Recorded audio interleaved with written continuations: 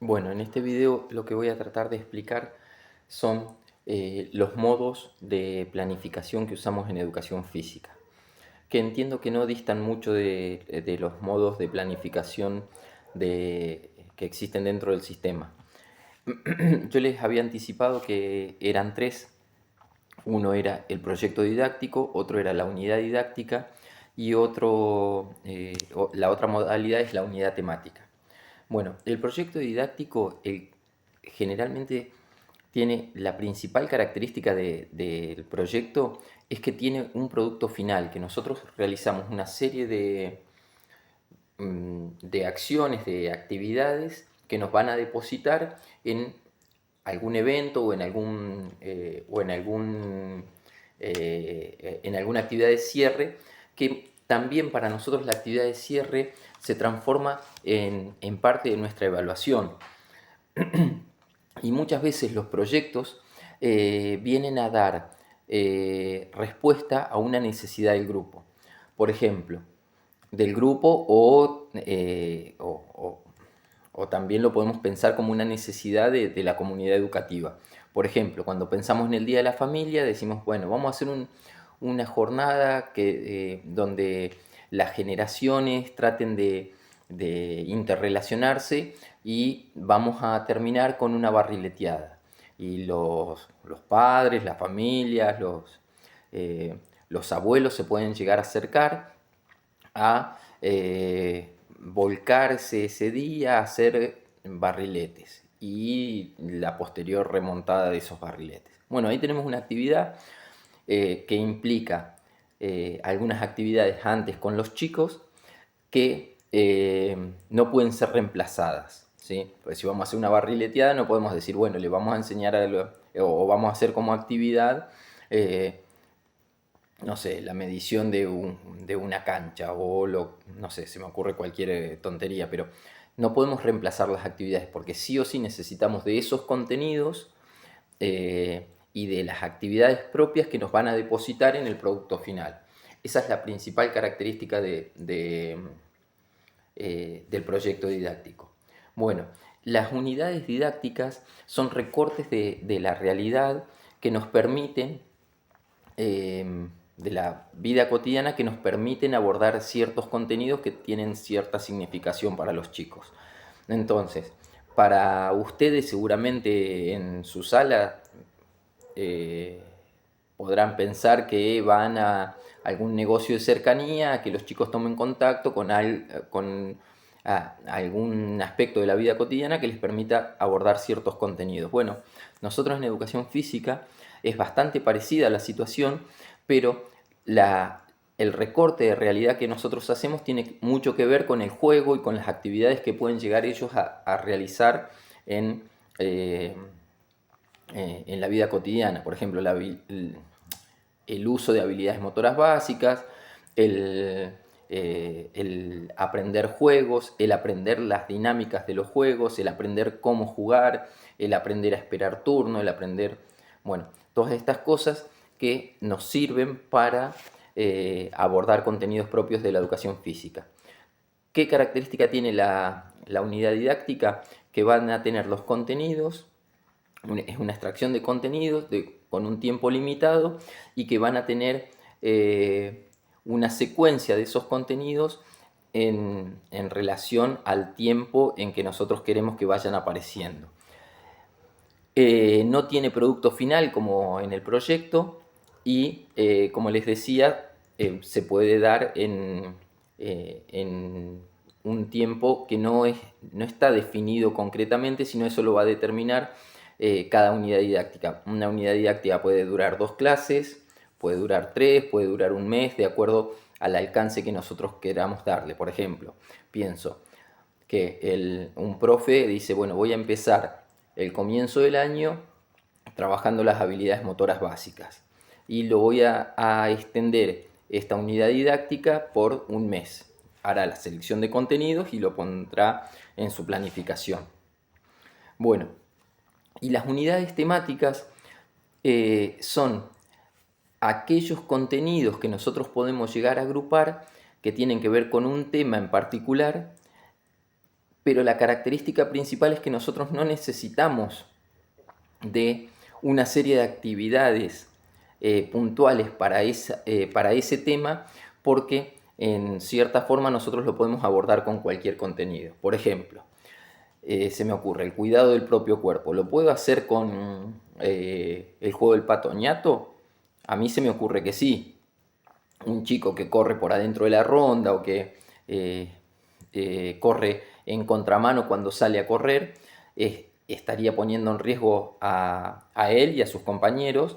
Entonces podríamos tomar a ese juego como parte del tema que queremos abordar.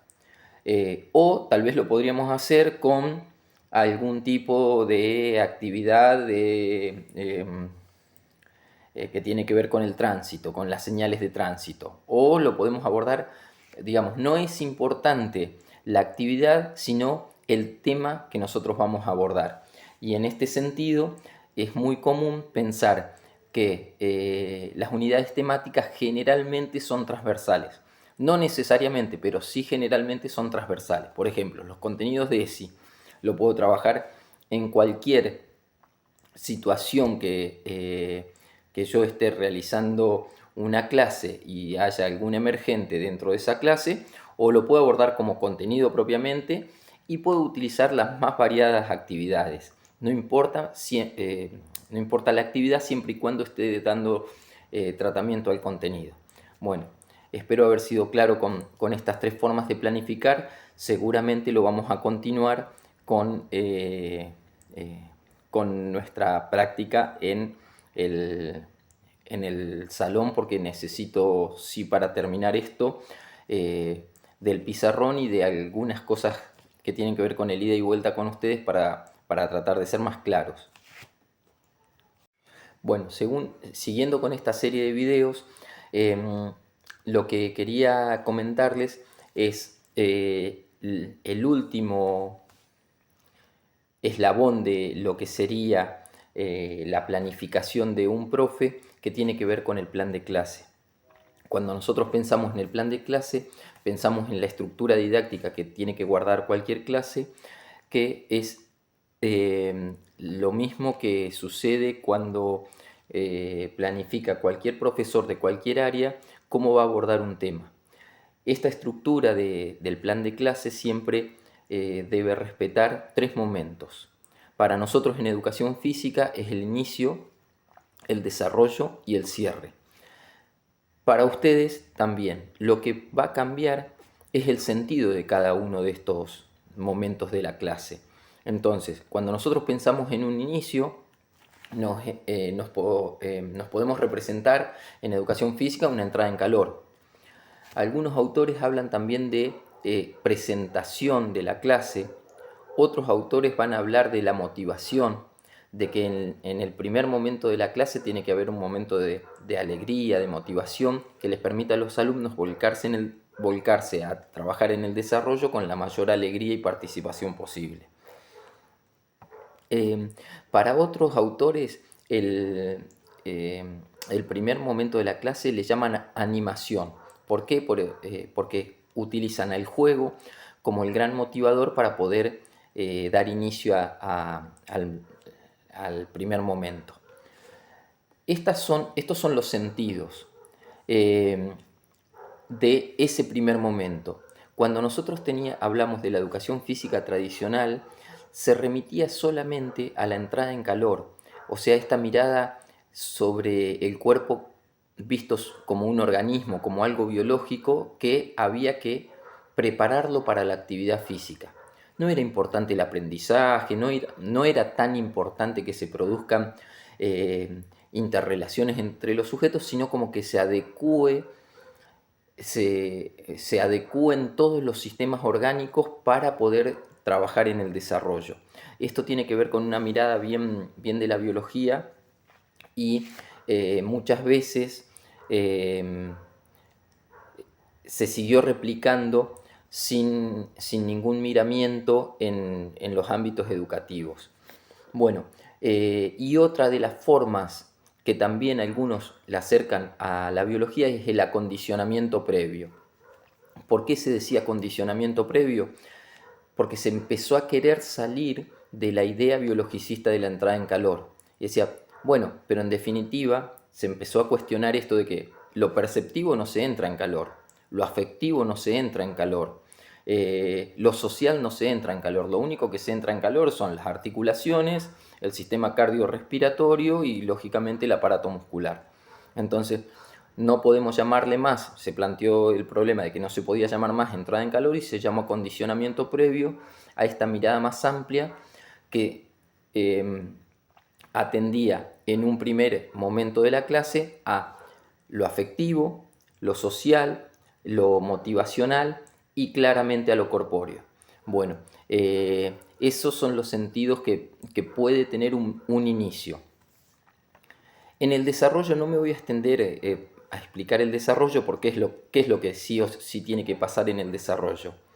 Para la perspectiva actual de la educación física, en el desarrollo tiene que haber un abordaje de contenidos y, lógicamente, para que sea valorada de forma positiva la clase, tiene que haber aprendizajes. Si no se produce esto, estaríamos equivocando el rumbo de la educación física. Y voy sobre la última parte de la clase, donde nosotros le llamamos cierre y que puede tener diferentes objetivos de acuerdo a la intencionalidad que tenga el profe. Uno de esos sentidos puede ser el volver a la calma o la vuelta a la calma que se llamó históricamente. Esta idea de que al final de la clase los chicos que estuvieron jugando, estuvieron participando en actividades lúdicas, tengan un momento de serenidad y tranquilidad para poder volver a lo que es la vida del aula. Es un sentido muy válido y de hecho ustedes seguramente si tienen profes que tienen claro esto, se lo van a agradecer mucho, no que le devuelvan un grupo de chicos revoltosos, sino que puedan seguir con la continuidad de su clase en la sala, no con chicos alborotados, sino con chicos que terminaron un momento de juego. Otro de los sentidos, algunos le llaman conclusión. ¿Por qué? Porque se usa el último momento de la clase para que los chicos verbalicen y expresen qué fue lo que se trabajó en el momento ese de la clase. Otro de los sentidos que puede perseguir el cierre de la clase, algunos le llaman evaluación. No evaluación para ver solamente qué aprendieron los chicos, sino una evaluación de la clase, donde el profesor puede, interactuando con sus alumnos, tratar de poner en palabras y de llevarse una sensación certera, de acuerdo a la indagación que haga con sus preguntas, de cuál fue el alcance de ese desarrollo que estuvieron realizando. Bueno, estos son algunos de los sentidos que puede tener cada uno de los momentos de la clase. Lógicamente, nosotros dentro de lo que es la hora de educación física, todo lo que tratamos de abordar, si bien la estructura didáctica es la misma, todo lo que tratamos de abordar son saberes que tienen que ver con lo corporal, o sea, con mucho compromiso motor.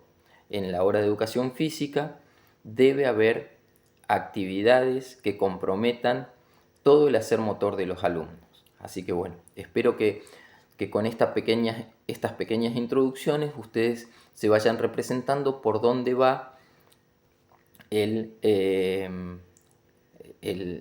momento actual de la educación física y cómo nosotros podemos llegar a pensar lo que sería un plan de clase.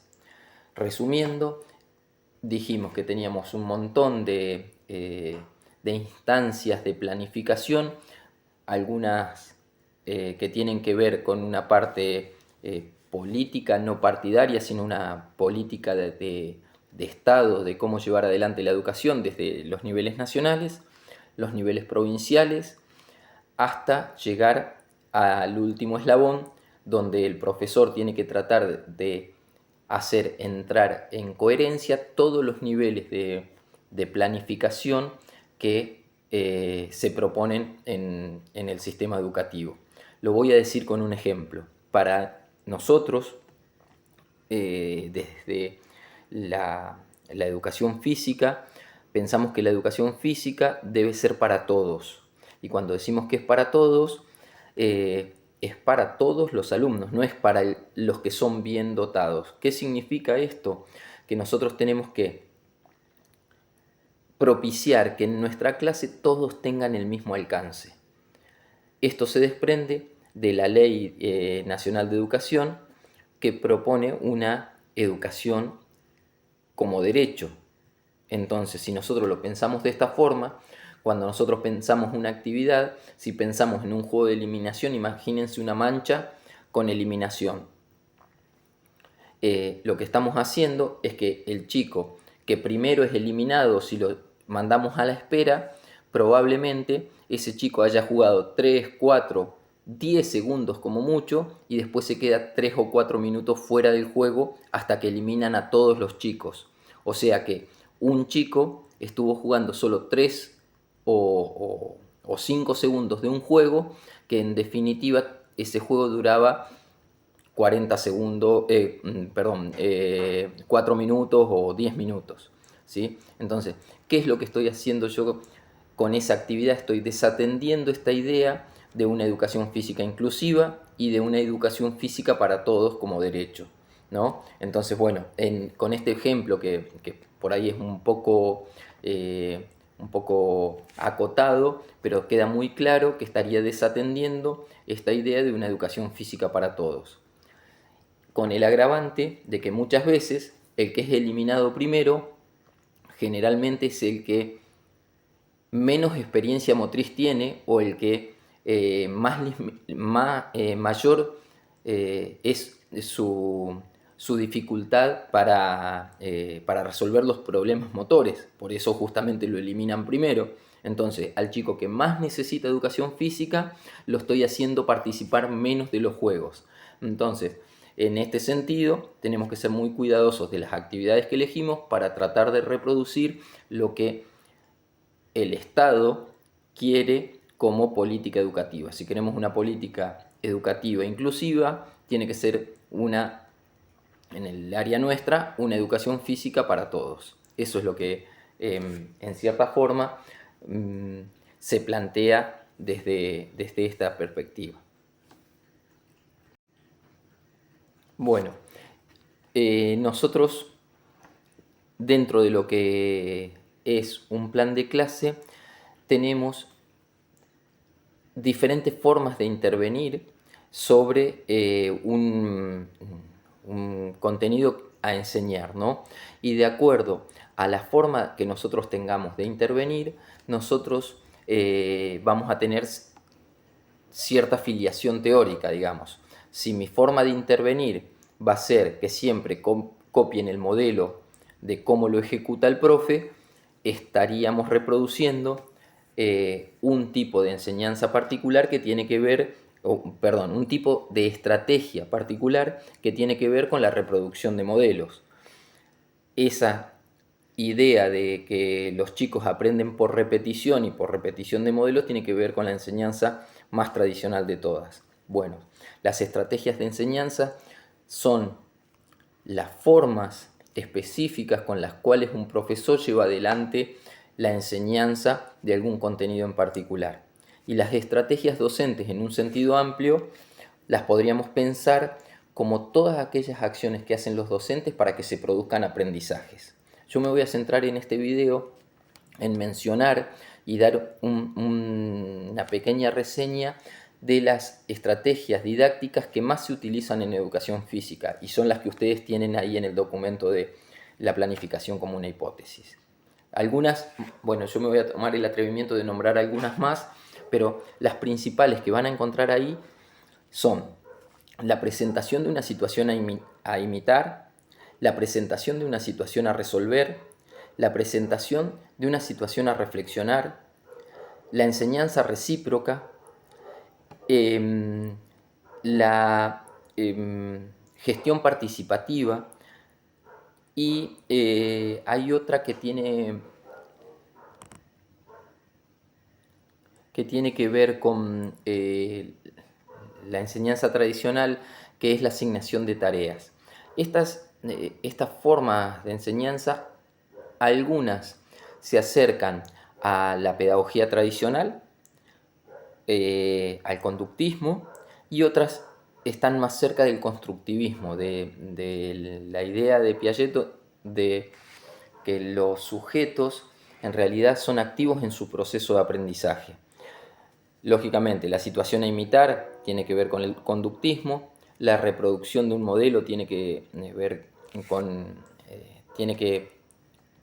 el conductismo, y la enseñanza recíproca la tenemos dentro de los que serían las perspectivas constructivistas. ¿Cuál es la estrategia de enseñanza recíproca? Es cuando nosotros utilizamos a los alumnos y a los saberes de los alumnos para que